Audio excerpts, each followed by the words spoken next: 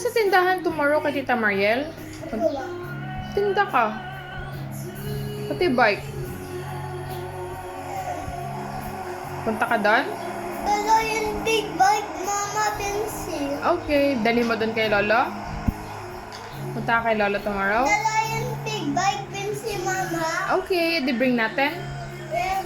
Okay. Pero big bike yung Pencil yan. Ah, ganun. Andun kay Lolo yung yung small bike mo na red.